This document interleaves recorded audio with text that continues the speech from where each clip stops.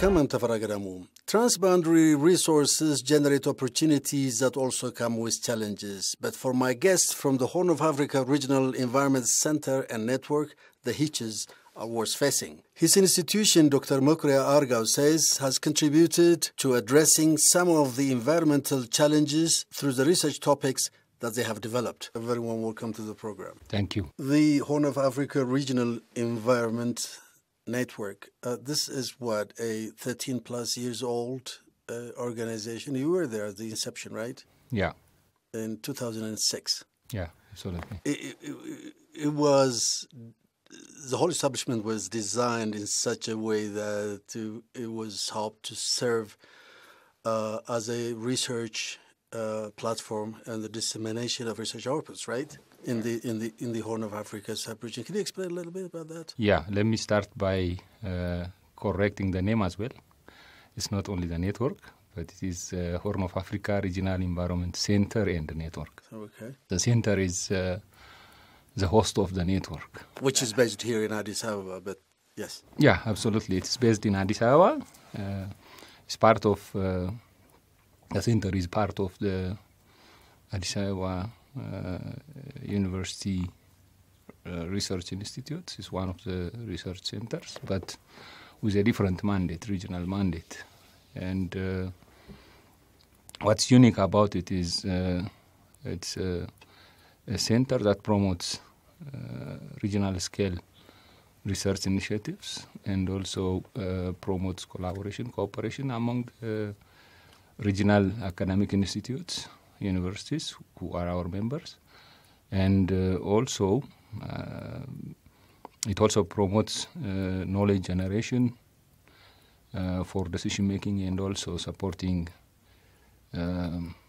ground actions. I mean, civil society organizations are our members, so the knowledge that is generated from the research is meant to serve those development actors on the ground to solve problems based on knowledge and evidence. It's a research institution established for a purpose to kind of bring about change. It's not just an academic exercise, although it's part of the university, right? Yeah, right. As I said, it is. It has these three elements: linking science with policy and development. If you do research, you have to be able to support policy by providing the necessary timely knowledge about certain environmental issue, which can absolutely help in designing appropriate policies in addressing environment-related problems in the region. And at the same time, also, you have to be able to support development by providing, as I said, missing data, missing information, or knowledge gap for development players.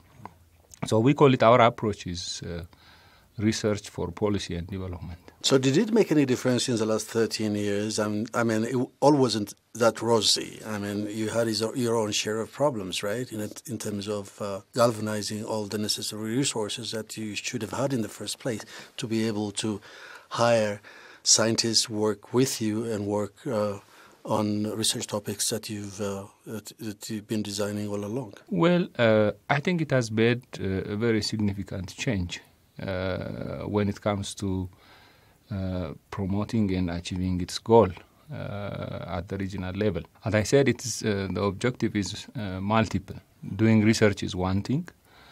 Cultivating cooperation, collaboration among research scientists, students in academic institutions is one important goal. In that regard, I think it has achieved quite significant impact. It has played a role in bringing these players together. On the other hand, it has, by the way, from the very beginning, identified a strategic intervention thematic areas. These are very many, which collectively contribute to improved environmental governance or improving environmental governance in the entire region. So building partnership is one important aspect. In that regard, we have achieved a lot. I mean, we have now more than 42 network members at the moment working with us. These are a mix of civil society organizations and, as I said, universities, academic institutions. And in that regard, it's quite a big achievement in building this network and also having this good partnership to implement projects together. That's exactly what we are doing. In the other aspect, as I said, among the thematic areas are environmental restoration, biodiversity conservation, promoting ecosystem restoration is one important area, thematic area we prioritized. So in that regard, we have implemented projects that promote restoration of degraded ecosystems in the region. The other one is climate change. Climate change, promoting adaptation and resilience at community and landscape level.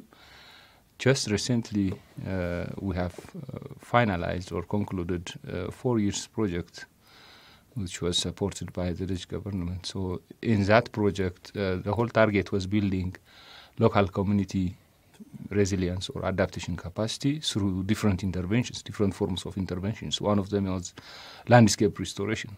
So this was reviewed. We have, by the end of the project, all the stakeholders, implementers were in one room at our center and discussing what lessons have we learned, what were our gaps, what have we changed on the ground, what was the impact, and the learning aspect as well. Not necessarily the impacts in terms of the restoration progress, but also what did we learn from that. So that was a lot of achievement. I mean, since you have asked me about achievements. Yeah. Well, I know, but I mean, we are talking about shared resources that come with shared responsibilities, which is not easy in coming, because you are talking about at least 6 or 7 states which are within this broader framework of Horn of Africa, right? Yeah, right. When you look at the geography as a whole, the Horn of Africa region, Ethiopia being in the center, you really see that the boundaries are sort of imaginary lines when it comes to resources, because it doesn't stop at a given right. Exactly, yeah. You're right. Yeah. Nature is interconnected. We are in one way or another interconnected with by the flow of water from the highlands of Ethiopia, be it in the west, be it in the south, be it in the east, be it in the north.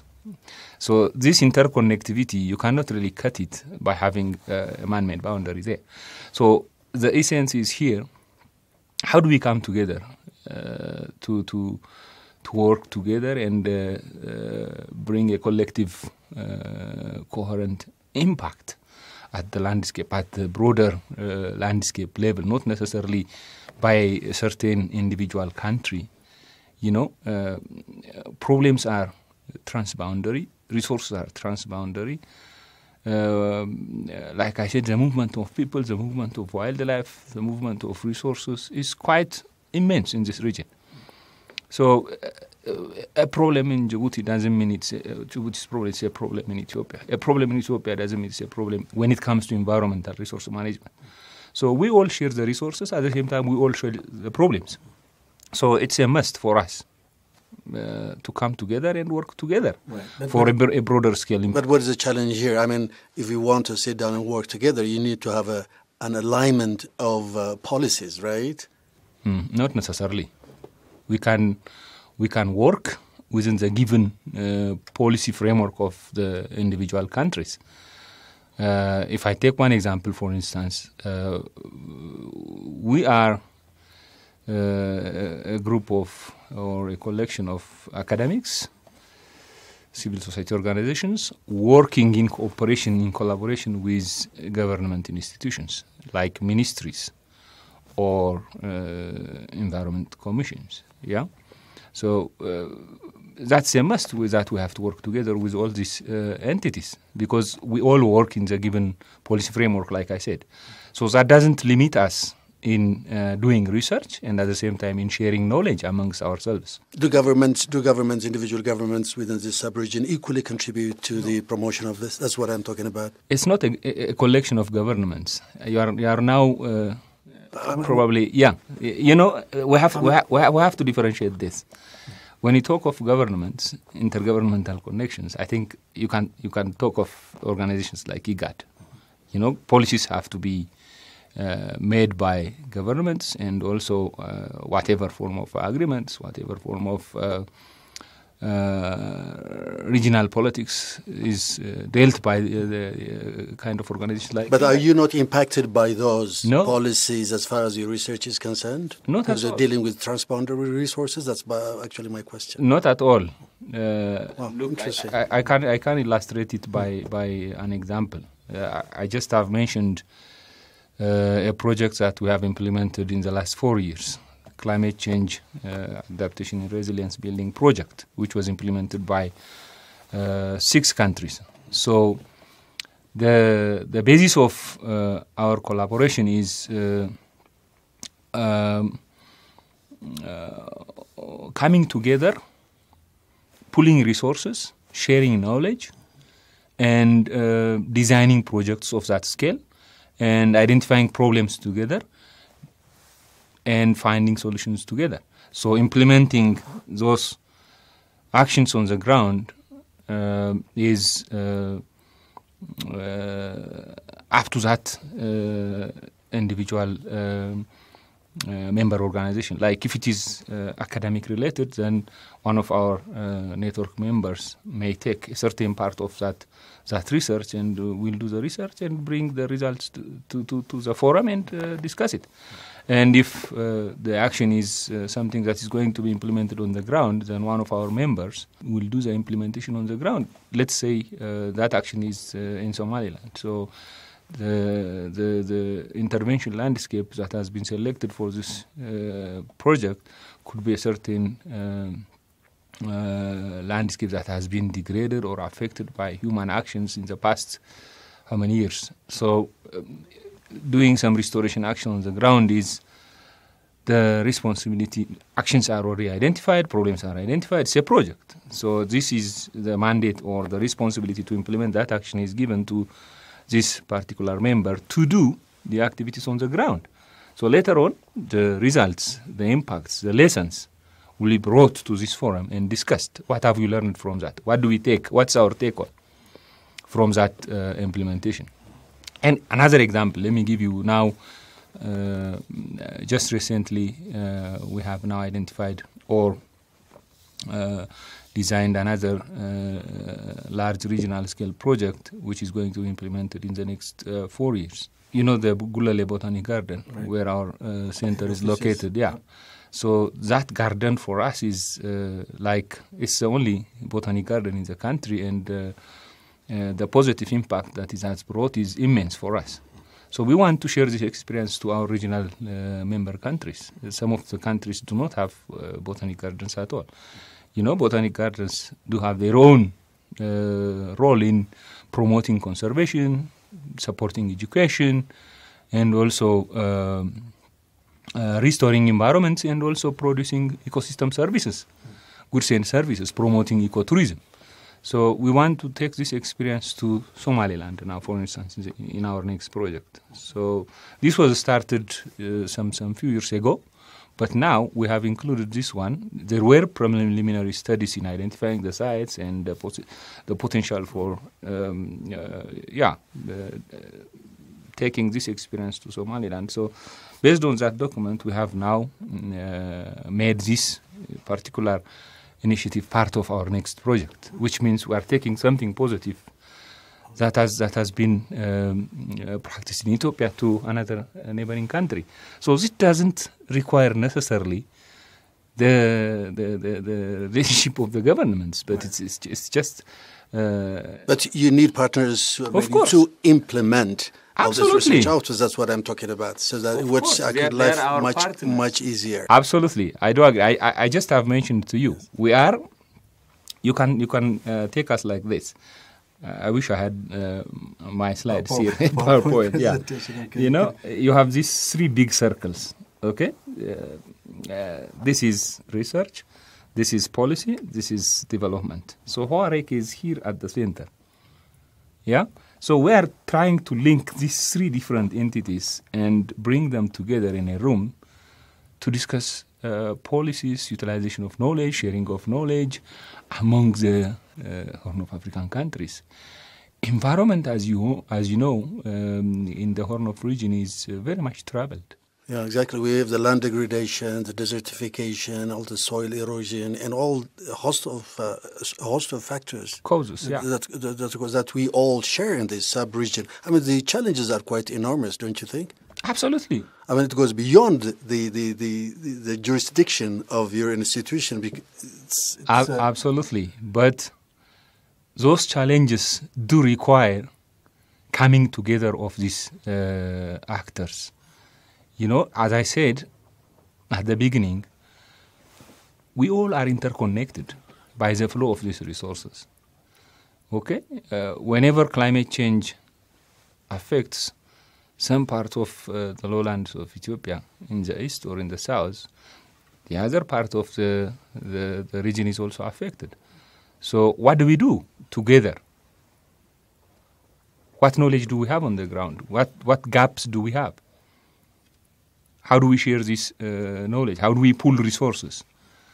Individual country alone may not bring a lasting impact, a lasting solution to such kind of regional scale project. So it's a must for all of us to come together and act together.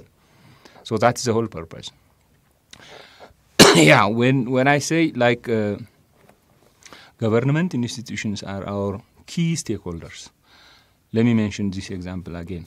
Now, for instance, this project that I mentioned, which we are going to implement in the next 4 years, is basically focusing on some of the transboundary protected areas in the country.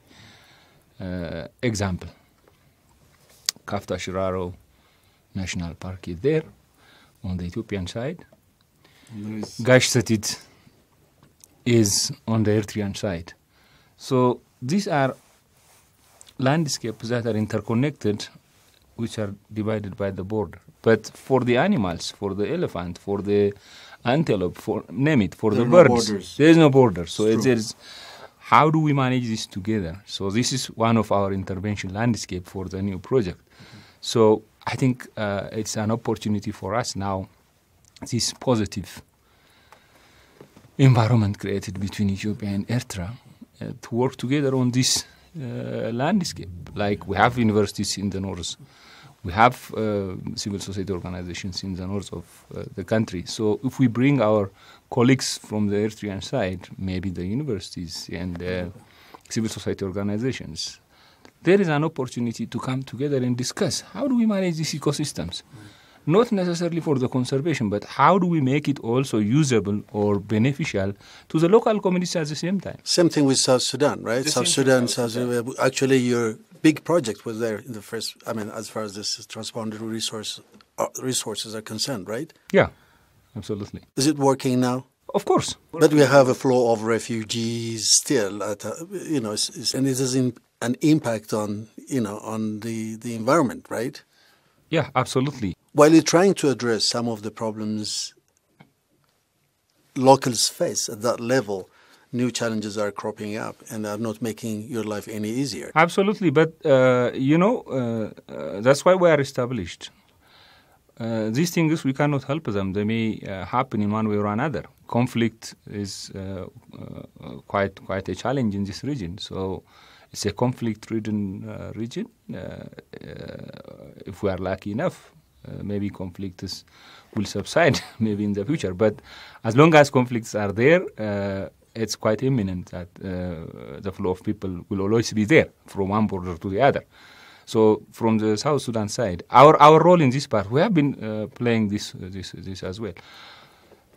Let's say the impact on the natural resources, particularly when it comes to biomass, source of fuel for cooking. What do we do? Not only our organization, but others are also doing the same. So fuel-saving technology provision, alternative energy technology provision is one way to address the challenge on the environment. Not only that, but providing alternative livelihoods would be another one. So if at all the environment ends up in degradation, then what do we do in restoring it? What knowledge do we have? What caused this problem? How do we address it? is there. We have been doing research on this as well at our center level, at the Center for Environmental Science. So some of these findings did also indicate some solutions to address these problems. How do you develop your research topic? Because there are a number of areas that you would want to cover. That's what I'm assuming. But you are constrained by resources, in terms of finance and also manpower. How do you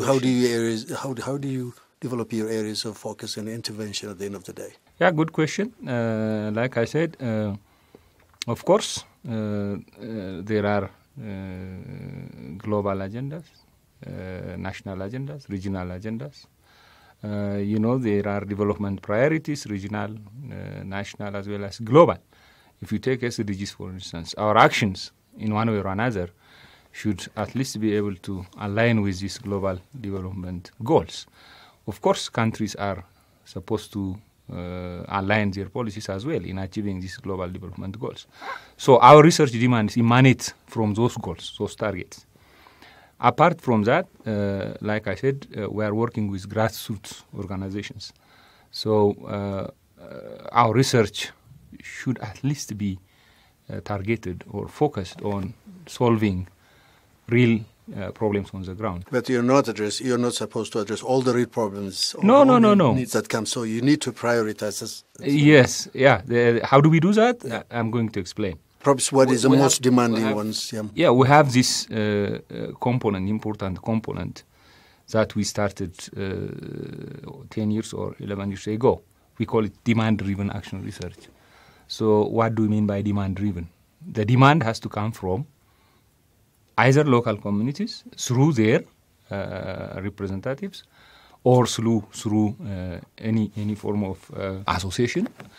And the demand has to come from also development organizations who are implementing actions on the ground in different aspects of environment. It could be energy, biodiversity management, water, food security, livelihood, forest conservation, what have you.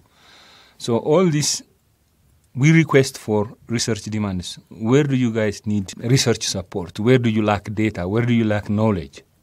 And at the same time for policy making as well. If we see gap in some of our policies, so we prioritize, there is no sufficient information to make informed decision, evidence-based decision. So maybe it is quite essential to bring up this issue into research. So our postgraduate students, those demands will be collected by us. It's centrally coordinated. Then those demands will be advertised or will be released to our postgraduate students to look at their interest and also pick their area of interest and produce proposals. So we collect those proposals, we evaluate by a team of experts who are from the regional academic institutions. By the end of the day, those proposals which are selected as competent enough will be funded. So there is a joint advisory process. So the organization that has forwarded the demand will be also part of it. The student will go and do the research in collaboration with the organization on the ground.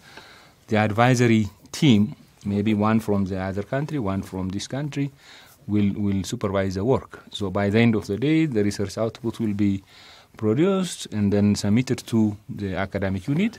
Then the result will be shared back again. So you're also strong on training, right? Absolutely. Mm-hmm. Well, we don't train. We don't do the training ourselves, but we support. I can give you a very successful project that has been implemented in the past 5 years. This was on ecotourism and promoting ecotourism and nature conservation. This was implemented in collaboration with 6 or 7 national universities in Ethiopia in collaboration with Free University of Amsterdam.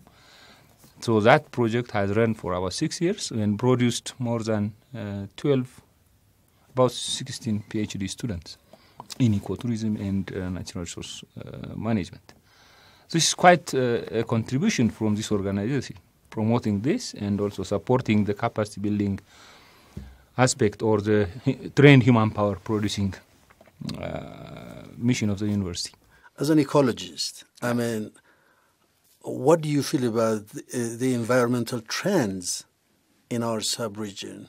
Are you encouraged in terms of saving the environment in our sub-region, or you're discouraged by X number of factors because it works somewhere and somewhere else it doesn't? How do you feel about those interventions that we have as we speak? It's probably a very broad question, but you know what I mean. I mean, there are specific challenges that we face, which we in part mentioned in the course of the discussion. Yeah. This is quite a very broad question. But by the way, as a person, I never get discouraged. The challenges are always there. It's up to us to design how to address these challenges. So what I see in the region in the last 3-4 years, there is this positivity, particularly when it comes to the relationship between other entities like academics or apart from the political setup, really depends on the relationship between the up on the political sphere. So for me as an individual, it's encouraging what's happening in the past 4 years. So we are really encouraged by that. So I gave you this example now. The peace between Eritrea and Ethiopia has given us this opportunity of designing a project that allows our Eritrean brothers working with us on this common initiative. We have been discussing this with people at the embassy. So this is quite encouraging for me. The same is true with the other neighboring colleagues, like in South Sudan, for instance. We have now this project on Omoboma Park area in Gambela National Park area. On the southern side, you have that extension. Exactly, exactly. And this is also connected with the parks, national parks and reserves at Lake Turkana side of Kenya. So this positive development in the region, particularly when it comes to peace and security, it's quite encouraging for me. And as an organization also, we are hoping this will continue. Our strategy for the region, of course, it depends on the peace and stability. If I mention one example, for instance, earlier Sudan was on embargo. I mean, that has given us a bit of a problem in working together with Sudan when it comes to flow of resources. So these kind of challenges are always there. But at least when you see these positive changes now all around our neighbors, I think it's quite encouraging as organization and as individual as well. Okay, we shall end. It's interesting, and we shall end the discussion on that positive note. Thank you very much indeed. It was a pleasure having you on my show, Dr. Mekuria. Thank you for having me.